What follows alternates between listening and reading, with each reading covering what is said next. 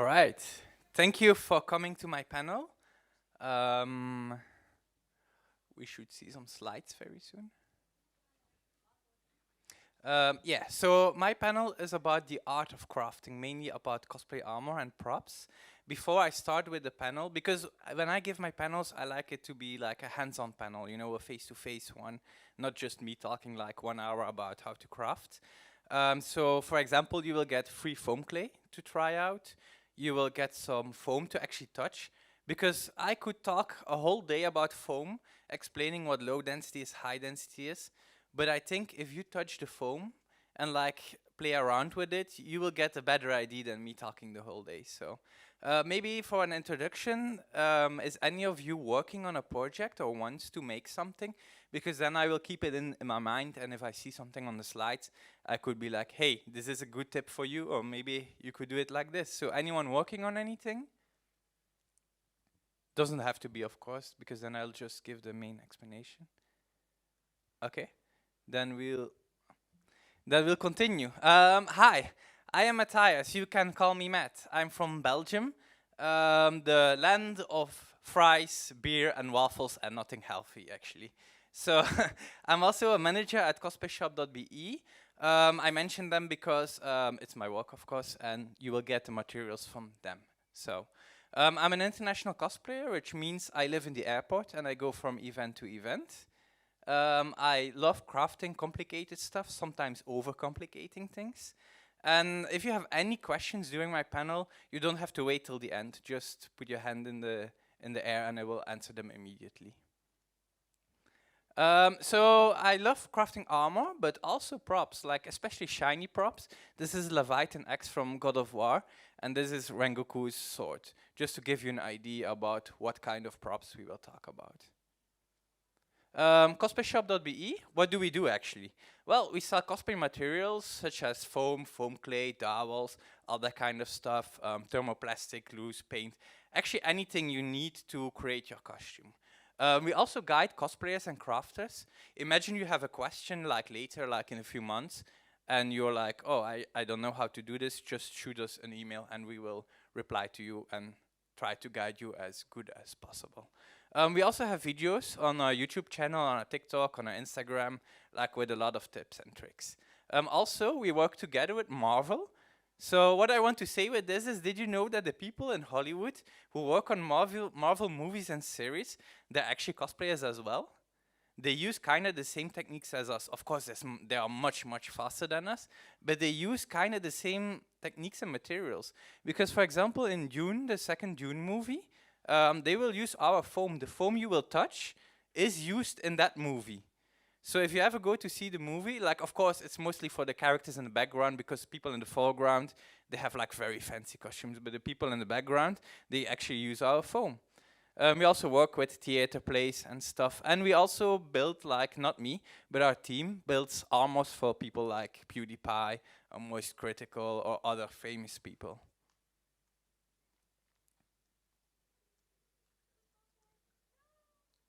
I think the slide is broken. The slide thingy doesn't work. Yeah, so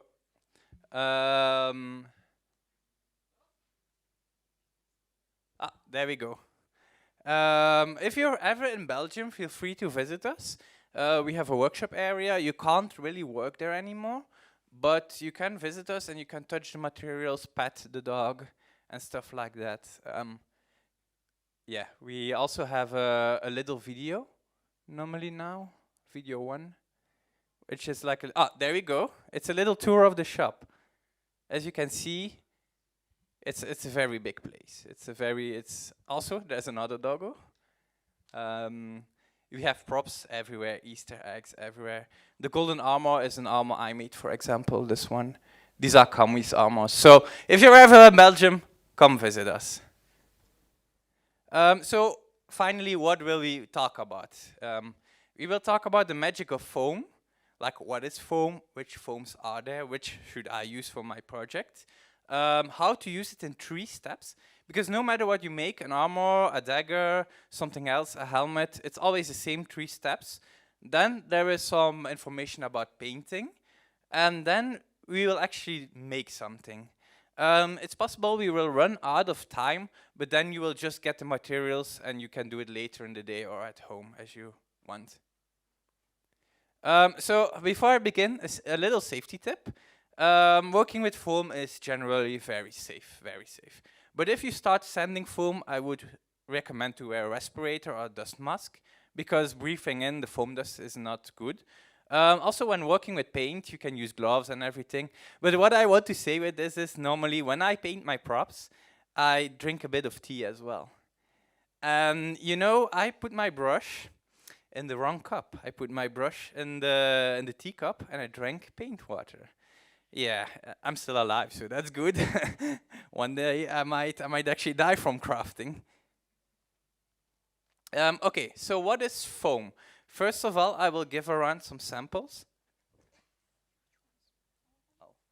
So please feel the foam. Like the samples you get, feel it. Give them all at once, all at once.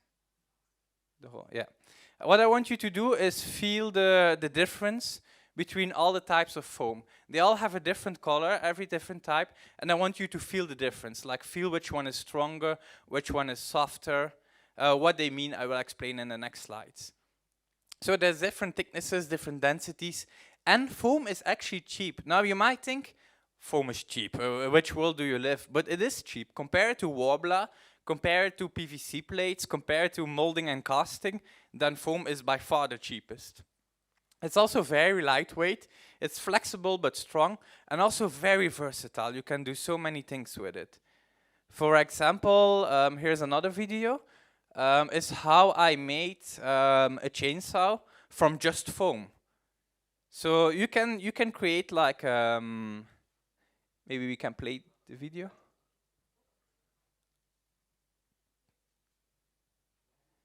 So yeah, I made like the full chainsaw just from EVA foam, and it rotates and everything.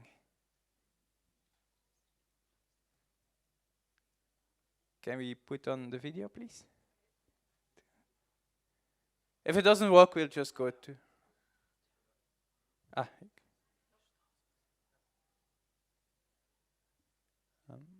we skipped to the next slide, it's okay. Yeah, next slide. So yeah, normally there was a video, you can check it on my Instagram as well. It's basically a chainsaw from Chainsaw Man. Does anyone know Chainsaw Man? He has like this chainsaw coming out of his head, and I made a fully rotating one just from EVA foam. Of course, there's a motor as well, but just from EVA foam. Why EVA foam? It's lightweight, and you don't want another material spinning like in front of your head, because with EVA foam, when you do like this, the saw actually goes to the back, and it can touch your forehead, but it doesn't hurt because it's EVA foam. So the right tool for the job, the thickness, 2 millimeters is perfect for layering.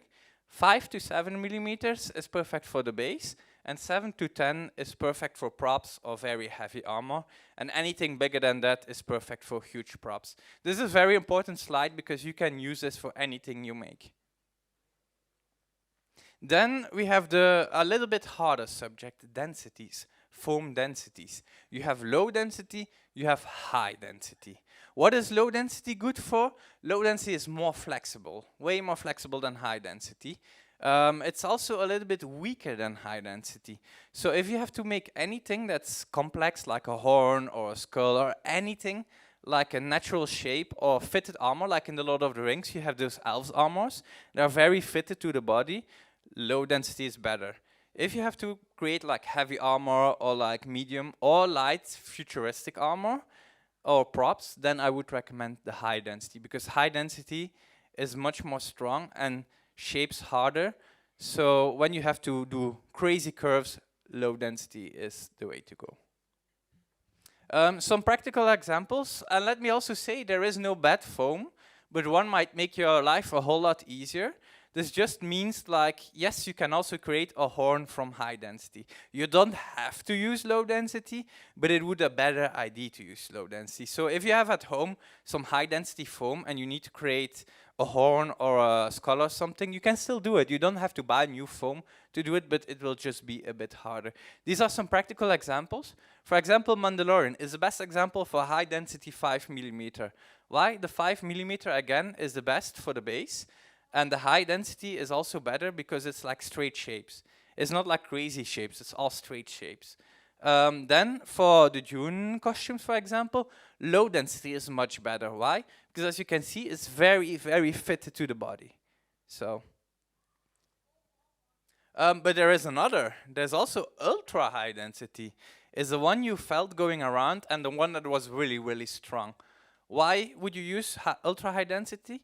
Because in some cases you won't need internal support. If you make a dagger with low or high density, you will get a floppy dagger, and no one likes floppy swords or props. So this foam is excellent for that to reduce the floppiness. Also things that require extra strength, durability, all that kind of things. What I like to do, for example, is take the 2 mm and glue it on the inside of my armor on seams that are kinda like fragile, seams that can rip open. I just add some 2 mm, and it's also again perfect for props. So there is even one more. There's LED foam. Let me just do a little demonstration with LED foam, and you will see what it does. Actually, the name already spoils it, but. So if you take the LED foam, and let me just open my flashlight. As you can see, the light goes through. And the further you go away, the more it diffuses. The closer, the harsher the light will be. Actually, we have a huge light behind me. As you see, when you put light behind it, it goes through. So when you put light behind it, the light goes through. Perfect example is what Kami cosplay did with these daggers. As you can see, when the light is off, it looks good still. But when the light is on, the light actually goes through, even after being painted. But it's a bit tricky to paint it, I have to admit. The best way to paint it is an airbrush, but not everyone has an airbrush. So what I recommend to do then is use a sponge instead of a brush, because if you use a brush, you will get lines. But with a sponge, you dab it on, and you don't get lines, but you get like little ticks, but they don't show up as much when there's light behind. Anyway, what you do is use thin layers always. If you use a brush or an airbrush or a sponge, use thin layers. Also, there's foam dowels. Now you might ask, like, Matt, why should I use foam dowels? I can just cut them out of foam. Yes, you can, but have you ever tried to sand something round? You start sanding one side and you're like, oh, it's a perfect half circle. But then you sand the other side and it looks like very strange. So now you have to sand it more, and now the other side is too small, so you have to sand the other side again, and you keep on sanding, and you spend like 2 hours to make just one dowel. So what I would recommend is to buy them like pre-shaped, which is way, way easier. For example, you can make a chain.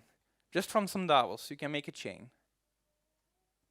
Also, there are such time-saving things. For example, when our team made the PewDiePie armor, it's a samurai armor, and the edges on the samurai armor are not straight. They're always round.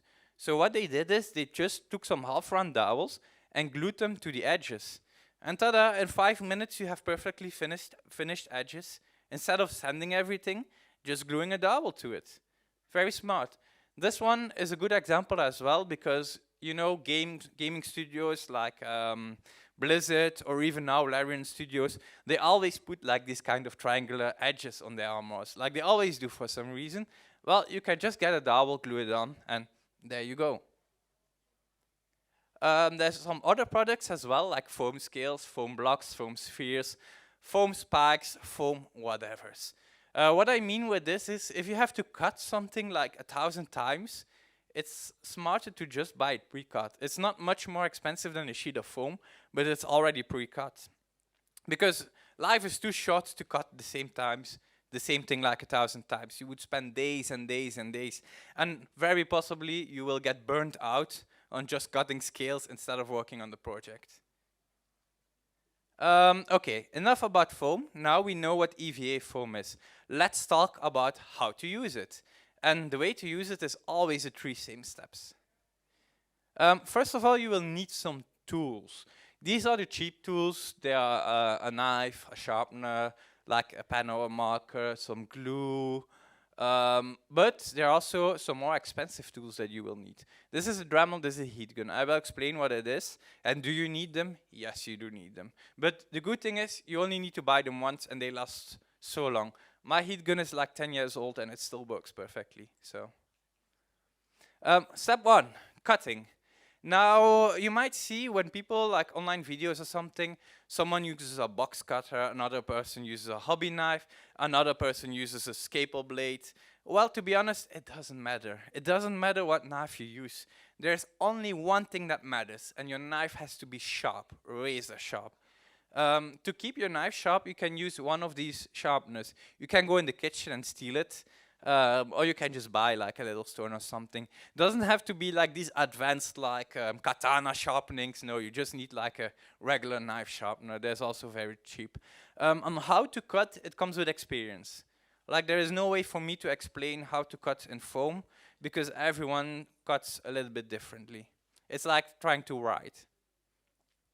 But one tip that I can give is try to never cut in one, always try to cut in one go. Because if you cut in multiple goes, you will get something like this. You will get like this ugly line. This is bad because if you glue later, the bond won't be as strong, so you will have to sand this flat first. Also never saw, that's when you cut like this.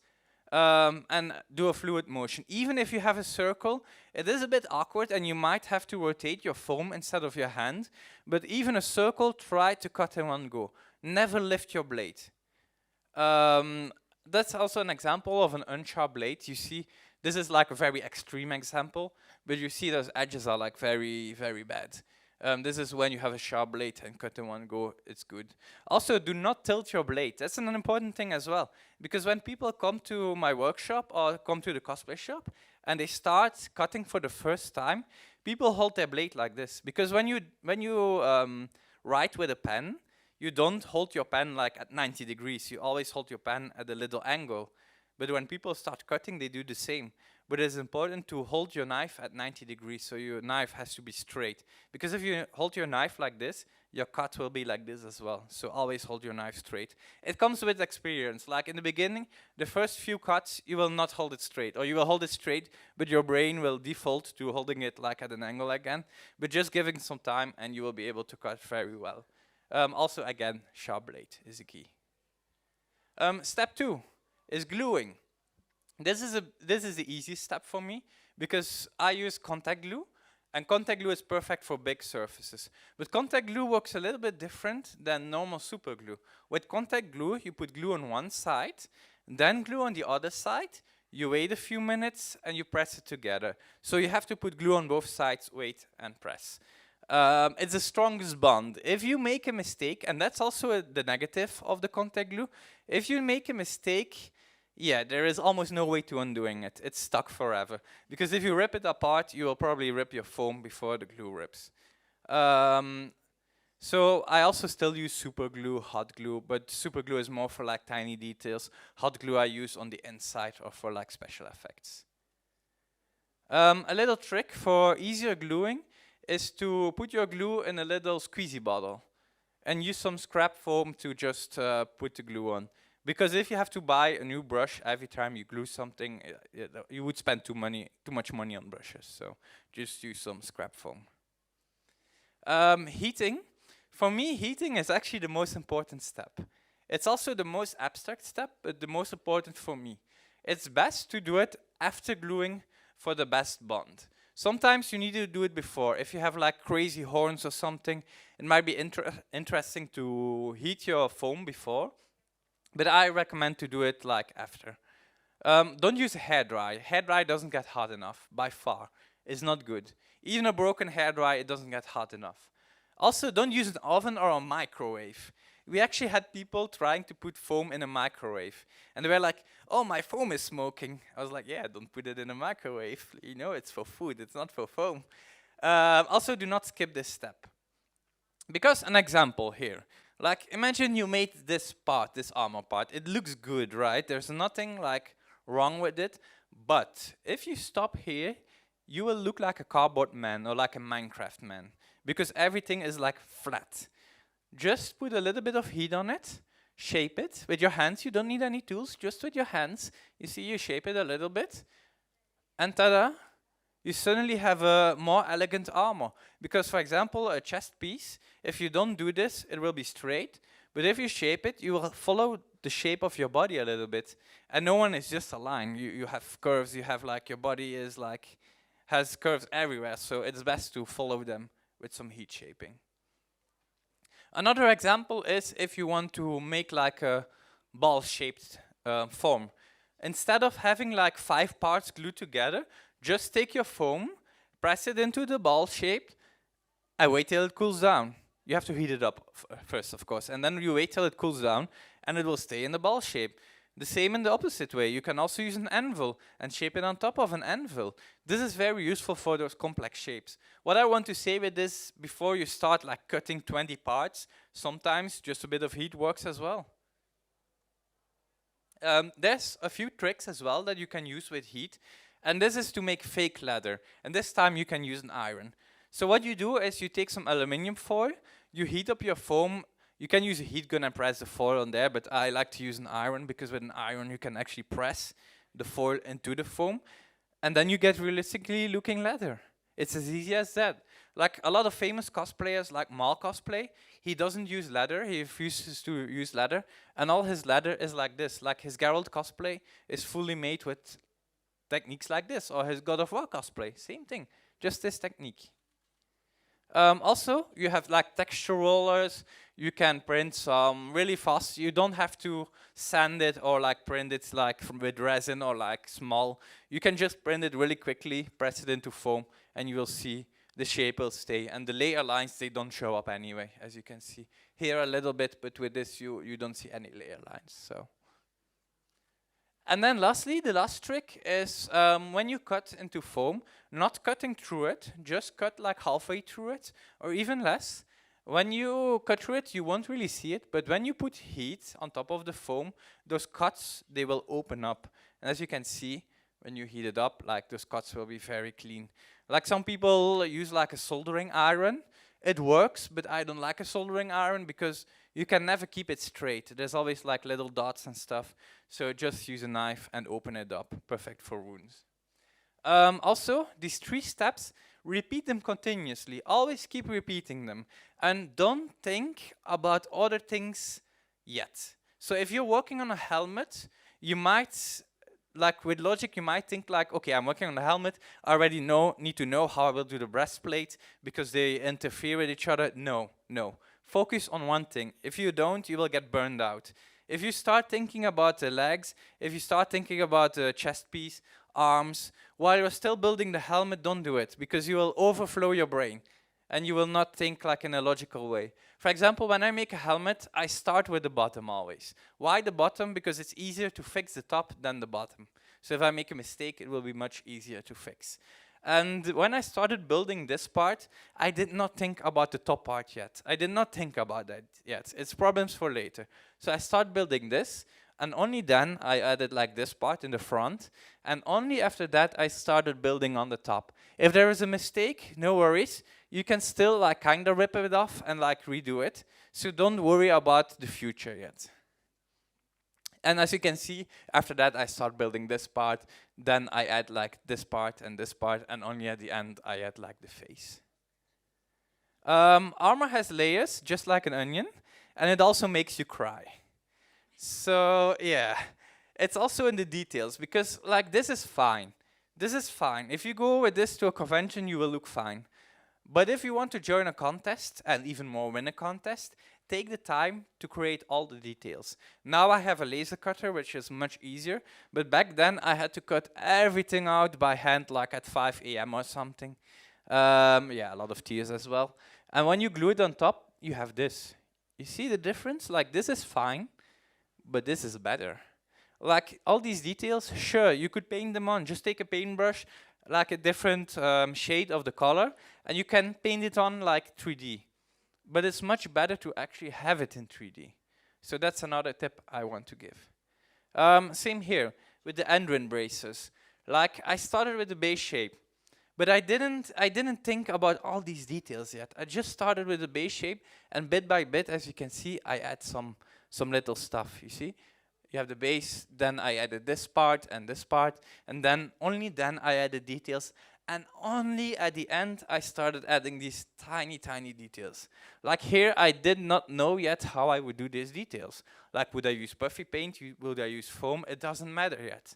So don't overthink things. Another example from Kamui. As you can see, she made this shoulder plate, this shoulder piece. It looks good. The shape is good. But when you add details in 3D, so you take the time to take some more foam, sand it, and glue it on, you see what kind of a difference that makes. Like, the shape is still the same, but all the tiny details make the piece stand out so much more. Now the final part of foam smithing, how to prepare your costumes, your props for paint. I will mainly talk about metallics. There's a small bit about weathering as well. But if I would talk about weathering, I would be here tomorrow still as well, talking about weathering. So paint does make a huge difference. I don't know if the video will work. Try press. How to turn foam into quilted leather. Draw a diamond grid on your foam. Trace the grid with a knife. Make sure to not fully cut through the foam. Use a heat gun to warm up the foam. Again, as you can see, the heat gun, the lines start appearing along the grid. Apply hot glue in the cuts.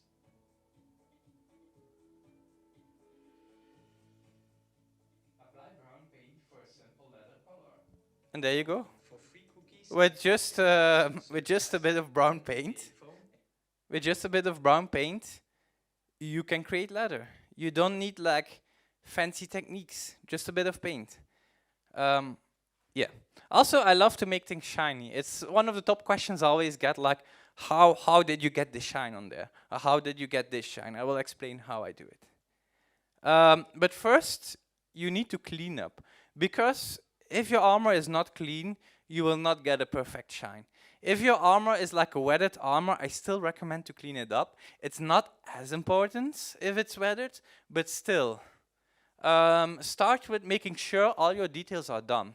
Because once you start priming and painting, there is no more room to add more details. You still can, but I would not recommend it. Secondly, heat seal. Take your heat gun, go over it, and you will see your foam will like close itself and the paint will stay on top much more.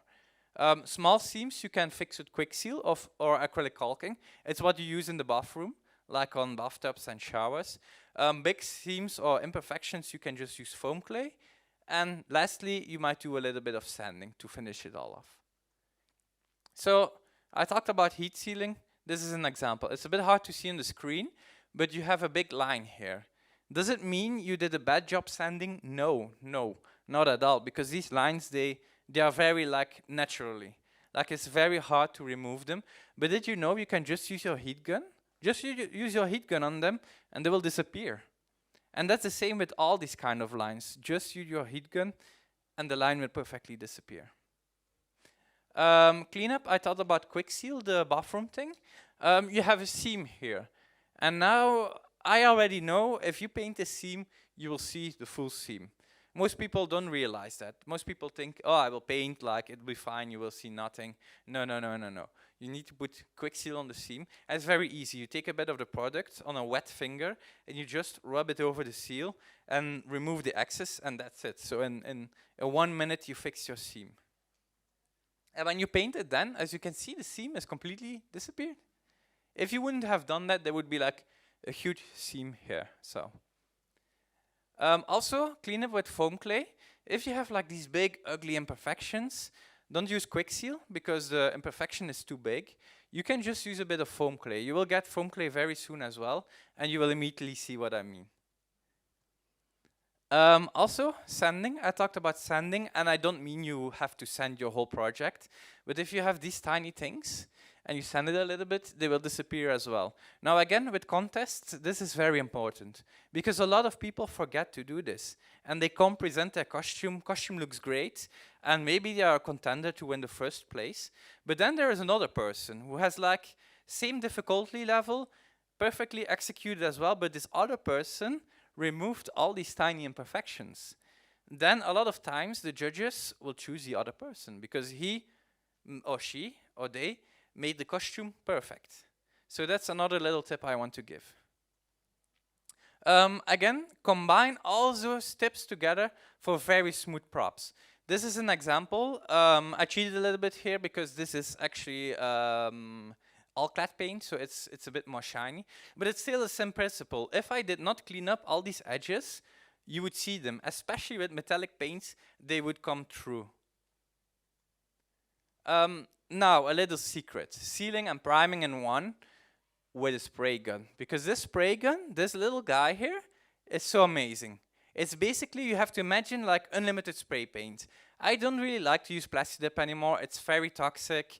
You have to buy a new can, and like if you make big props or big armors, you need to buy multiple cans. So I use Flex Bond and a spray gun. It's non-toxic, first of all. It's water-based. It's fully flexible. It's amazingly strong. Like the golden armor I had went to so many countries, and it survived every time. And you know, airports, luggage, armors inside of luggage. Yeah, it completely survived. As you could see on the video I showed you at the beginning, it's still standing in the shop. So it's also a bit self-leveling, not perfectly. If you have a drip, the drip won't disappear. But if you have like few imperfections, it will level itself out. Also, it dries in 30 minutes and it's very, very cheap. So as I talked about, the spray gun, it is my secret to perfect shine. Because if you brush, you might have brush strokes. In the next slide, I have some tips to avoid them. But the spray gun, for me, is my best purchase ever. It was like a big airbrush, and like I said, it's unlimited spray paint. So I don't have to pay for like cans of spray paint anymore. So what do you actually do? I put a Flex Bond inside, and I put some acrylics inside or pigments. So I give the Flex Bond a color, a custom color. You can do anything. Like, do you want a metallic red? You can add some Cos Paint red in there. Do you want a brown? You can just get some cheap brown pigments or cheap brown paint, acrylic paint. And you mix it together with a little bit of water until it has a consistency of milk. And then you spray it on and you're good to go. But it needs a compressor. And I'm not talking about the tiny airbrush compressors, but I'm talking about the big boy compressors. Those can be expensive. Like, I would recommend to just buy it secondhand for like 80 euros or 100 euros or something. It is expensive, but remember, if you have to buy like spray cans and other products all of the time, those 100 euros are nothing. Like, if you make 2 costumes, you already won everything back that you spent. So this is an example, because I think examples show way more than me talking. This is just after 1 layer of gold. Just 1 layer of gold mixed into Flex Bond and sprayed on. And as you can see, there is not a single brush mark. So isn't that insane to just have 1 layer and have this effect? Like that blew me away. It still does, actually. And then you can add some more details. This is a very old costume already, but you can add some more like shadings and stuff. But this after 1 layer, that's crazy. Another example of the shine of an even layer. Again, I used all clad paint for this. This is a way more expensive paint. But it stands again that you have to make sure your models are clean, finished. You used all the techniques I talked about. And then when you paint it, you will get like a mirror effect, as you can see. So what I want to say is, it's actually not that hard to get like the shine. When people see this prop that's like perfectly shiny, everyone thinks, oh my God, this must have been so difficult. No, it's because once you know how to do it, it's easy. It's very easy. So I talked about spray gun, but imagine you don't have a spray gun. You don't have the place for a spray gun. You live in an apartment, for example. You can't put a compressor in an apartment. What I recommend then is to use a brush, and there are some techniques to make your brushwork smoother. What you can do to do this is use hair styling products in your brush. Genius, right? So you have to imagine a brush is also hair. So why wouldn't hairstyling products for humans work on a brush? Because when you brush on and you have you have like these strokes, it's mostly because the hairs are not even. Like your edge to spread the paint, there's too many long short hairs and they don't stay together. But when you use hairstyling products, you can put them together. Like there is a video example. How you can go from this to this by styling and cleaning the brush you already had. Take some water. I forgot about this joke. So first I clean my brush. Well, to clean and prepare your brush, use this mixture. All the gunk is now gone. The secret for this trick is hair styling clay. Take a small amount and style your brush. Wet some paper towel and wipe off any excess. The hairs will now stay together. As you can see, it's a very, very straight line. Yeah. So that was a little trick I want to give you. It's a very, very useful trick. Since I started like styling my brushes and cleaning them with vinegar and the water and the soap, like I have such little strokes. Because the spray gun is great, but if you have to paint a small prop, you don't want to set up the whole, do the whole setup, spray for 2 seconds, and yeah, that's it. It's sometimes more fun to just take your brush and, you know, go in there like manually. So a question time. How much did the paint cost for the gold of this armor, do you think? Any guesses? Any guesses are all that fine. 50, 20, up to 100. Those are all good guesses. How much time did it take to paint the flex bond and the gold? So not all these tiny like weatherings, but just the golden part and the primer. How much time do you think it took? 1 day, 5 hours, 2 days? Okay, let's see the answers.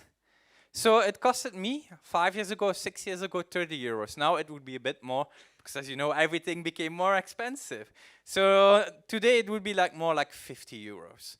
Also, it took me 2 days, but I could actually do it in 5 hours. Remember, FlexBond dries in 30 minutes. 30 minutes is perfect to watch an episode of a series.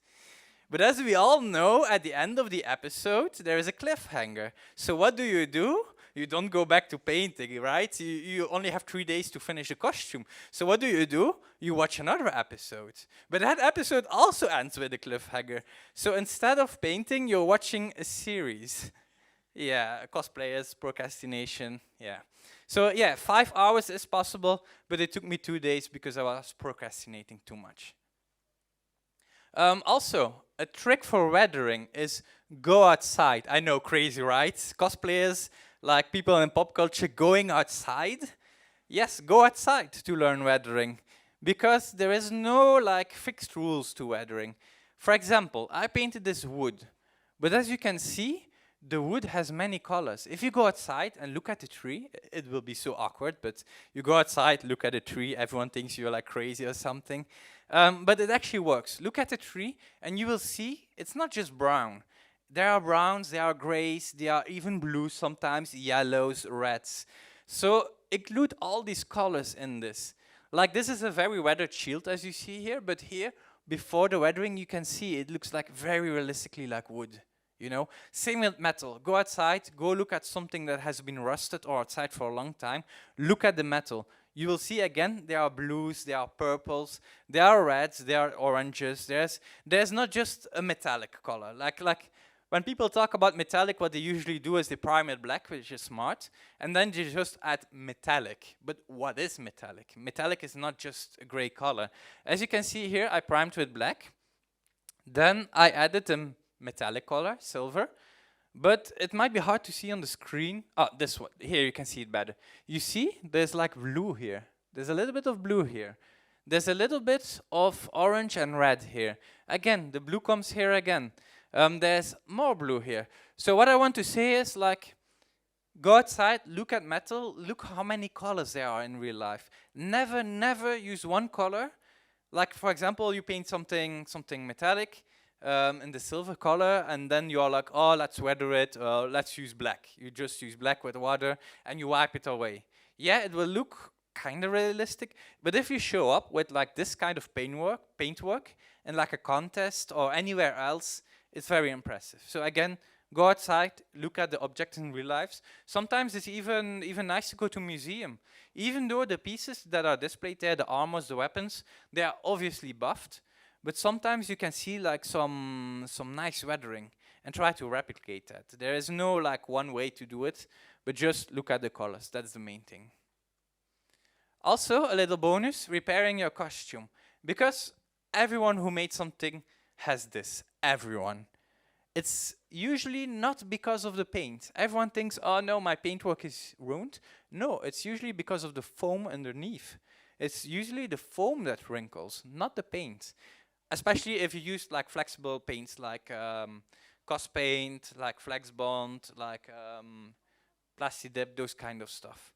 It comes from wearing and transport, but you can fix it with a heat gun. Again, the heat gun. Just go over it really fast. Don't stay at the same place because your paint will burn, but go over it really fast and they will all disappear. So your costume is not ruined. So in the future, when you make something and you get this kind of things, just use your heat gun and it will be perfect again. Now we will have some fun with foam clay. Before I give out the foam clay, I will have like 2 or 3 slides explaining what foam clay is. So, foam clay, the new gold. It's not that new anymore. I think foam clay is like 3 years old now or 4 years old. But imagine before foam clay, like the golden armor you saw, there was no foam clay yet. So what did you have to do? You had to put foam and sand it to have a shape. You wanted a skull? Yeah, you start with a block of foam, just a block, and you have to carve into it to make a skull. But now we can do the opposite. We can actually sculpt. So yeah, there's no, usually you don't have to sand as much anymore. You can just sculpt. It works like normal clay and dries like normal foam. It is not the same as normal clay. It is not the same as normal foam, but it's very similar. Meaning you can still use the same techniques you used on the foam clay. It's also non-toxic and water-based. Don't eat it, please. I don't think it's safe for eating, but it's non-toxic. Non-toxic meaning that if you get it on your skin, no worries. You can just wash your hands and you'll be fine. It's also very cheap. It sticks without glue, so you can just sculpt straight onto foam. You don't have to glue it. And it can be used in molds as well. It's also multifunctional. You can create objects like horns, skulls. You can do details like swirls, runes, and also effects like gore, welding seams. For example, with the chainsaw man I made, I used it on the side because you know the chainsaw is coming through his brains. So you want a little bit of gore, like it. And once this is painted with like a glossy paint, it will look very, very gory and good. So the last slide. One before the last. What to watch out, because this is real life, nothing is perfect. It cures pretty slow, 24 to 48 hours. Do I need to wait 24 hours at least? Yes, you do. So this is not a product that we cosplayers, procrastinators, can use the night before the event. That's too late to use it. Why I say this, I know someone who made a sword. Sword was cured on the outside, was perfect. But the inside was not dry yet. So you know what happened at the convention? It started going like this. Because again, the outside is cured, but not the inside. Inside really needs 24 hours at minimum. Usually 48 hours, but minimum 24. Watch out with the heat gun. Our little friend, the heat gun. If you go too much on the foam clay, it can crack. So just go really fast over it. Don't stay at the same place. Also, if it doesn't glue on top of your foam, just use a bit of water. 1 droplet of water and sculpt on it and it will glue. Also, if your foam clay is becoming too dry, because you have a working time of like 15 minutes to sculpt, but that's not enough for most sculptures, you can use a bit of water and it will reactivate. So then you will have an unlimited time to sculpt. So I will give out some foam clay. Can I first have the next slide? While she will be giving my lovely assistant will be giving out the foam clay, you can create something. I think our time is up, but you can create something with it. You can take it home, do anything with it, don't need it again. But what I also want to say is, thank you for your attention. And mainly, if you want to have this PowerPoint or the slides, because I believe in teaching the community, just send me a DM, and I will, a DM or an email, and I will send you the PDF of this presentation. So later you would be able to rewatch the presentation. Also, I don't really have a table here, so this one doesn't apply. But yeah, thank you very much for your attention. And I hope you enjoyed it, and I hope you learned a bunch of things. Thank you.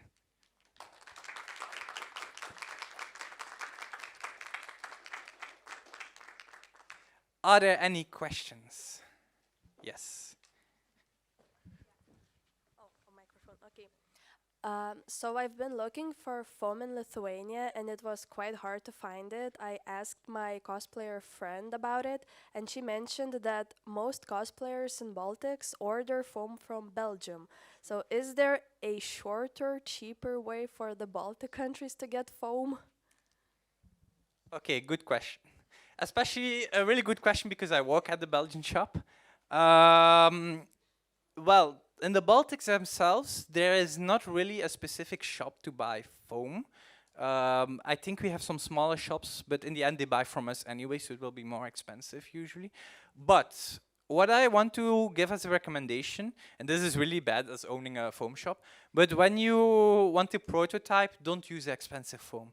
You can get like floor, like those yoga mats from the ground, and you can use them to start building something. And once you see your patterns work, your patterns are good, you can take it apart again and transfer it to real foam, to good foam. Also, if you have to take something very fast or some padding or something, you can still get like some craft foam or like cheap foam from do-it-yourself stores or craft stores.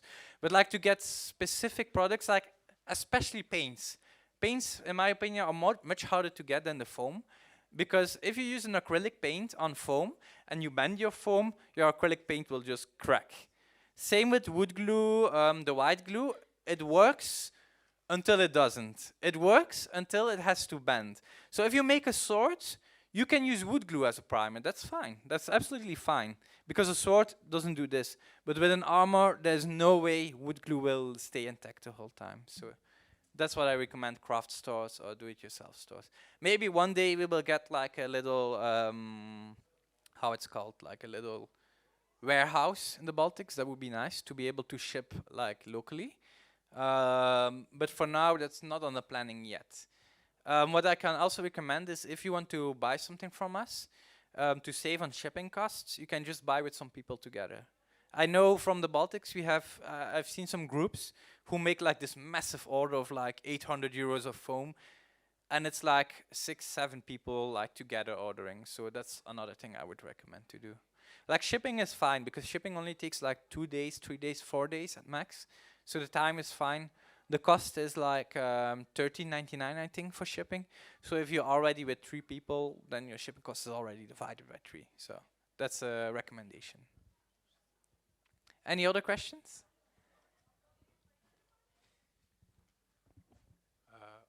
I have a more technical question when it comes to foam. When you take foam and you take the first phase of initial shaping with heat and heat gun, I wanted to ask, is there any rule that allows you to know how much heat you need to apply so that you wouldn't overheat your foam or underheat your foam? That's actually a very good question. Something I should include in my panel even. So the question is like, how do you know your foam is ready with the heating? Well, it's harder to overheat it than you think. Because if you heat the foam, it will become soft. You will feel it immediately. It will become very soft. And once you start overheating it, the color will change. It will start to burn a little bit. It won't smoke yet, but you will see the color starts to change a bit too much. But you will feel it. It's hard to explain because foam, like as you can feel, it's like, it's flexible, but it's also very rigid. But once you heat it and you would hold the sheet of foam like this, it would do like this immediately. Maybe I can show it with the samples.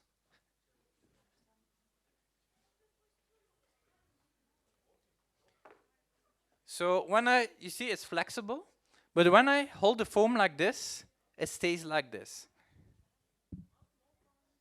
But once it's ready,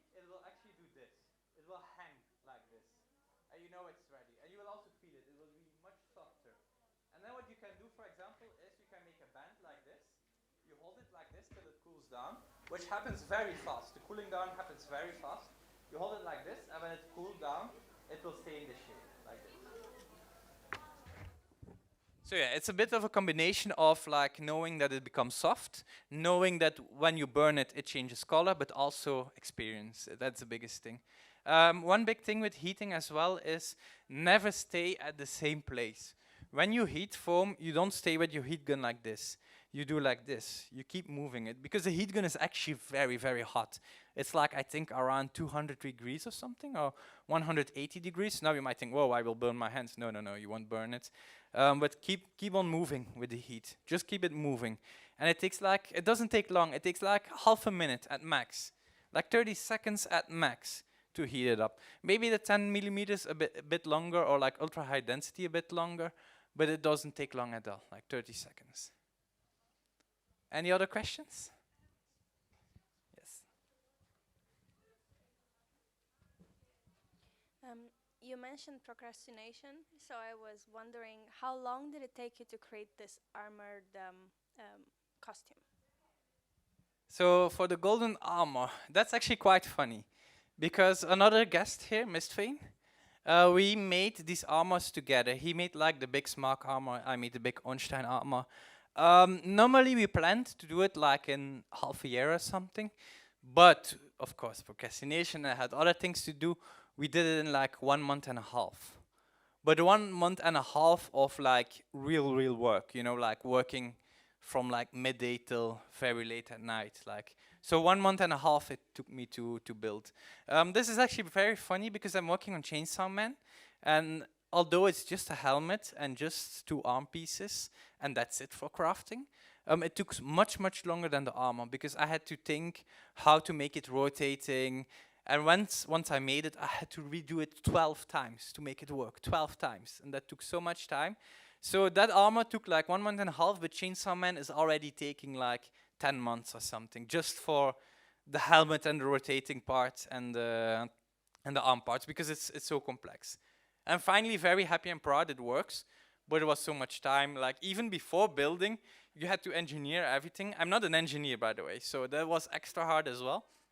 Because if one of the cogs, like the gears, if one tooth is even a little bit wrong, it will block immediately. Also, foam is stretchy, so you have to take that into account as well. So yeah, it depends on the circumstances, but 1 month and a half for the golden armor. Any other questions?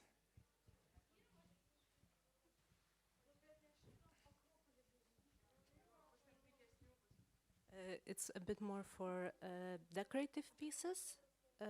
If there are, decorative pieces of armor, but on clothes, like very thin layers of, literally just decorative pieces. How to attach those to the clothing? Yeah, that's a very good question. Attaching armor in general is a bit tricky. I'll start with, not with the clothes, but just attaching armor in general. If you make a full armor, look at how they did it in medieval times. Like, I'm not talking about clothes yet, that will come. But if you want to attach armor to yourself, look at medieval times. Like these knights in medieval times, they weren't like this, like they show in the movies. Like, look at the armor, look at really historical pieces. Like, even the feet, they could move their toes perfectly. They could move their hands, they could move their arms. They could move anything. Like, that's crazy. So for those things, look at medieval times. Same with the golden armor. Although it's a fantasy armor, I used exactly the same techniques as I used in medieval times. Like, I didn't have to reinvent the wheel, it already exists. But on clothing is a whole different story. And clothing is much harder. Because on clothing, it depends what the detail is. How much does it weigh? What's the base material? I've seen and do people like just contact gluing it onto clothes, which is like very thin things. But what I prefer is to actually sew in a little magnet on the inside and put a magnet on the decorative piece. Again, it depends on the piece if there's place for it, because then you can actually attach it and detach it just with the magnet. I've also seen people use clips, like bra clips, for example, as well. Other kind of clips. It's a really hard question because it depends on what you want to attach. But you have glues, you have magnets, you have clips. There's tons of ways to do it. It really depends on the specific detail. Any other questions? Last one? No. Okay. Thank you once again for coming to my panel.